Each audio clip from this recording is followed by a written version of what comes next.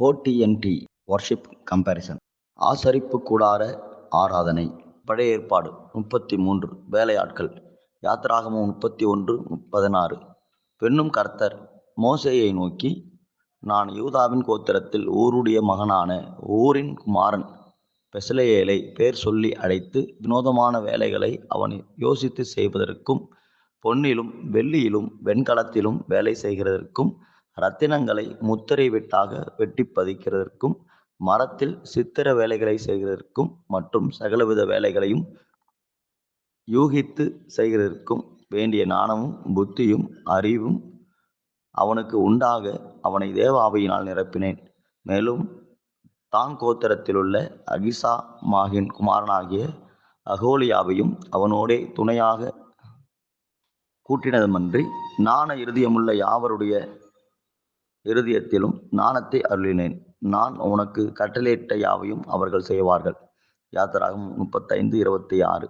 எந்த ஸ்திரீகளுடைய இருதயம் ஞான எழுப்புதல் அடைந்ததோ அவர்கள் எல்லாரும் வெள்ளாட்டு மயிரை திரித்தார்கள்.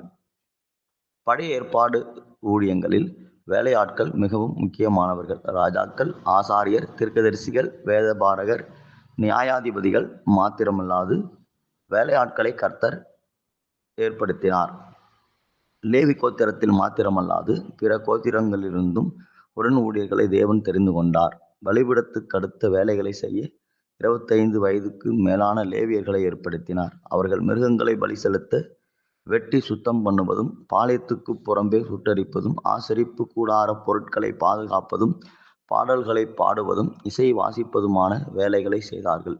பிற கோத்திரத்தில் இருந்து தெரிந்து கொள்ளப்பட்டவர்கள், உதாரணமாய் யாத்திராகமம் 31:1 சொல்லப்பட்டபடி பெசலெயேலை ஆசரிப்பு கூடாரத்தில் பொன், வெள்ளி, வெண்கலம், மரம், சித்திர வேலை மற்றும் இரத்தினங்களை முத்திரை வெட்டாக வெட்டி பதிப்பதற்குமான வேலைகளை செய்தார்கள். இவ்வித வேலைகளை செய்வதற்கு வேண்டிய ஞானமும் புத்தியும் அறிவும் உண்டாக கர்த்தர் தம் ஆவியினால் நிரப்பினார்.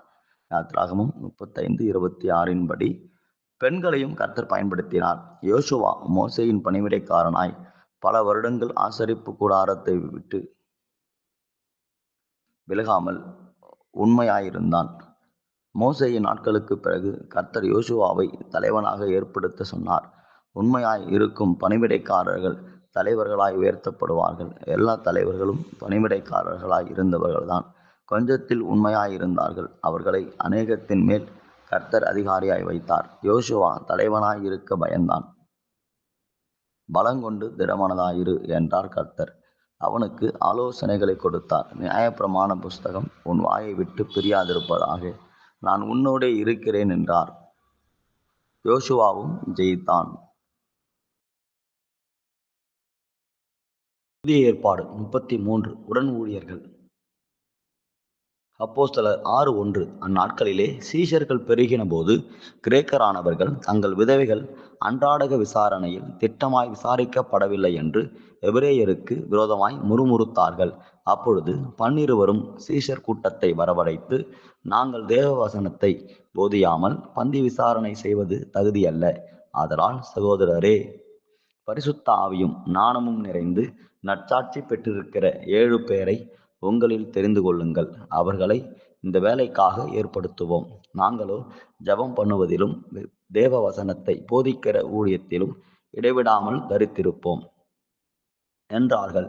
இந்த யோசனை சபையார் எல்லாருக்கும் பிரியமாயிருந்தது.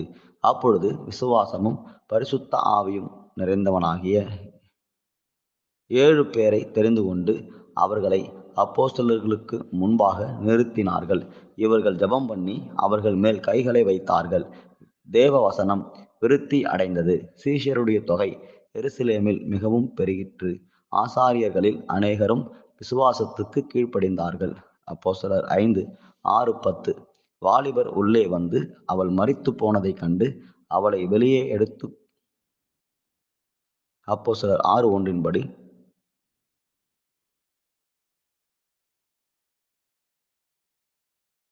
சீஷர்கள் பெருகின போது சபையில்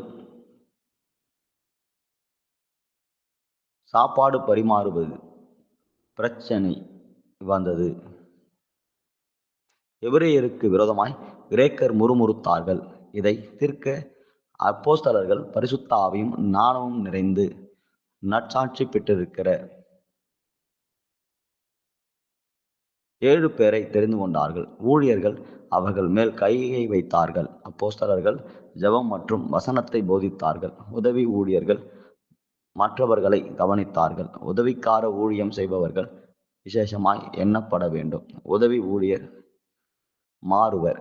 முதன்மை ஊழியர் பவுல் தொடர்ந்து ஊழியம் செய்கிறார். பிரதிஷ்டை என்பது ஒரு முறை மாத்திரமல்ல, ஒவ்வொரு முறையும் செய்ய வேண்டும். தேவன் அங்கீகரிக்கிறார், மனிதர்களுக்கும் தேவையானது. புது உடன்படிக்கையின் 9 விதமான ஊழிய அழைப்புகளிலும் உதவி ஊழியம் செய்யும் ஊழியர்களையும் கர்த்தர் வைத்திருக்கிறார். ஊழியர்கள் ஊழியம் செய்வதற்கு மிக முக்கியமானவர்கள். உதவி ஊழியம் என்று சொன்னால் மிகையாகாது. ஏனெனில் யுத்தத்திற்கு தளபதிகள் போகும்போது போர் வீரர்கள் இல்லாவிட்டால் எப்படி ஜெயம் பெறுவது? கட்டிடம் கட்டும்போது பொறியாளர்கள் இருந்தும் கட்டிட வேலையாட்கள் இல்லையெனில் எப்படி கட்டிடம் கட்டி முடிப்பது?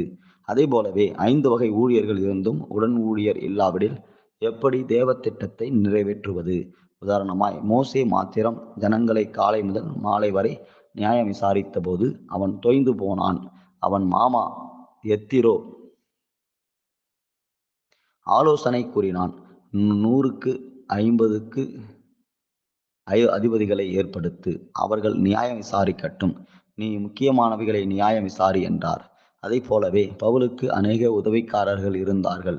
அவர்கள் பவுலுக்கு வழித்துணையாய் வந்தார்கள். தங்கள் கருத்தை கொடுத்தார்கள், பண உதவி செய்தார்கள், புத்தகம் எழுத உதவினார்கள், சுவிசேஷ ஊழியத்தில் பாடுபட்டார்கள்.